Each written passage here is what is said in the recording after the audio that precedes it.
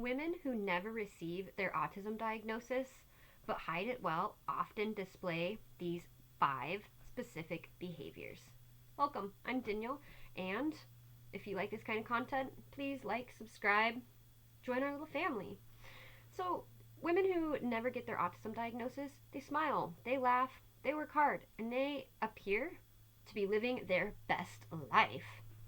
But beneath the surface, this can be just a storm brewing, just a huge storm brewing. So, we're going to go over 5 things. So, number 1, they're constantly busy. Business can be a mask for deeper feelings of unhappiness. Women who are unhappy yet hide it well might fill their schedule to the brim. They're always on the go, from the crack of dawn until it's late at night. Their calendars are always full. They're always in a rush, always something on their to-do list. As if they're running from something, or perhaps running from facing their own feelings. Definitely. In the midst of all of this hustle and bustle, they forget to take out time for themselves, to reflect, to breathe, to just be. After getting an autism diagnosis, this really does come natural. Learning how to reflect, learning how to just breathe, learning how to just be. It's very just, oh my gosh, it's just very wonderful. The fear of being alone with their thoughts can lead them to constantly keeping themselves engaged in activities, no matter how mundane or exhausting the task may be. Number 2, never saying no. I've noticed something about myself. I'm always saying yes. Definitely. Yes to extra work responsibilities. Yes to social events. Yes to helping out friends. It's as if the word no doesn't exist in my vocabulary. Definitely, this is definitely true prior to being diagnosed. It's almost like I'm afraid of disappointing people or being seen as unhelpful. I never wanted to be seen as unhelpful, so saying no in my mind was being unhelpful. In my quest to keep everyone around me happy, I realized I've been neglecting myself. And I had no idea that this was happening.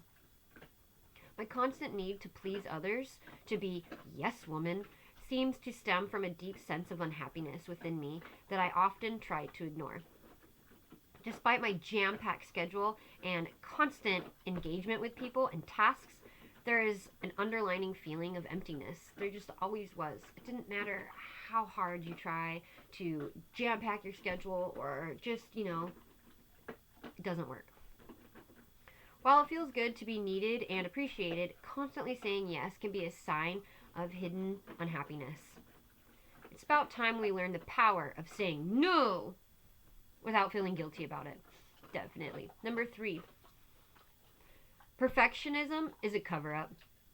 Anyone else feel that way who, prior to their diagnosis? Here's a confession. I've been a perfectionist for as long as I can remember. At first, it seems like a good trait. I was always the one to get the job done right, to take care of every tiny detail. But over time, I realized that my need for everything to be perfect was a shield that I was using to hide my unhappiness. I'm sorry, you guys. I'm still kind of sick, and I'm very sorry, but I just want to get these videos out there. It makes me feel better to do them. So back to the perfectionist. I would stress over the smallest mistakes, lose sleep over the minor setbacks or oversights.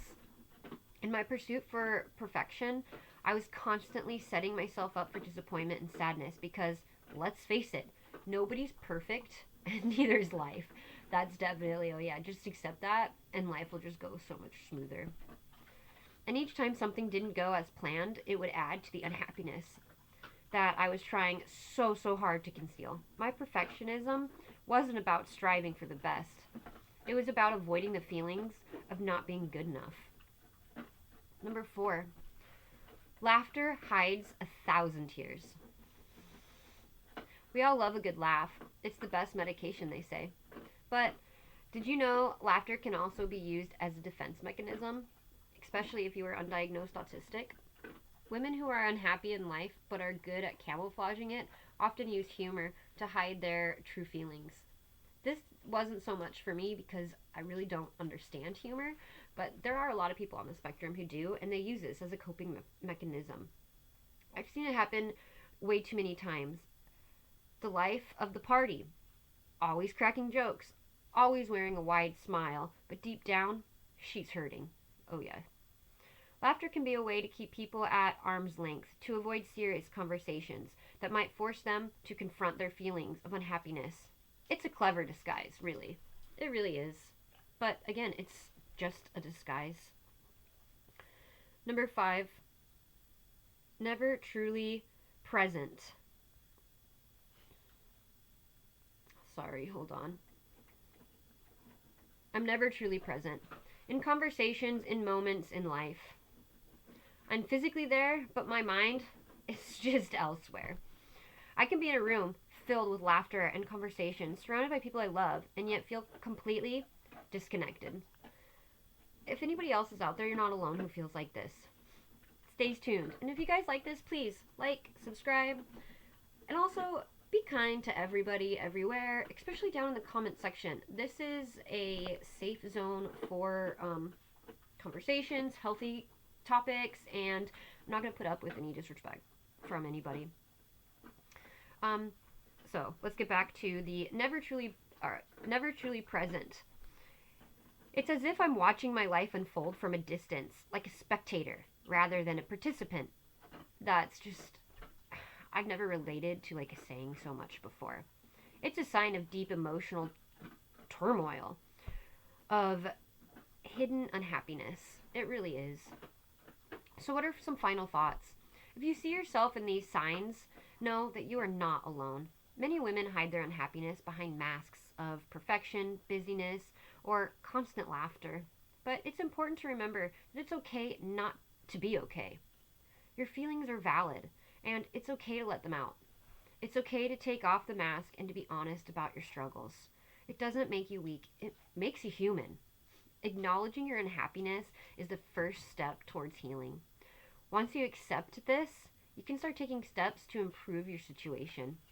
Whether it's seeking help from professionals, talking to a trusted friend or family member, or simply giving yourself permission to feel the way your feelings feel.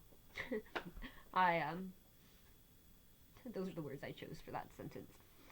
Life is too short to spend it hiding behind a facade. Embrace who you are with all your flaws and imperfections. You deserve happiness, and it's okay to make well-being a priority. And if this is seeking an autism diagnosis, then go seek it. I know that that's what it took for me to be happy and just to finally love myself. And all of these five signs. So what were they again? Constantly busy, never saying no. My perfectionism is a cover-up. Laughter hides 1,000 tears, and never truly being present. These are all things that I no longer suffer from, and you're not alone.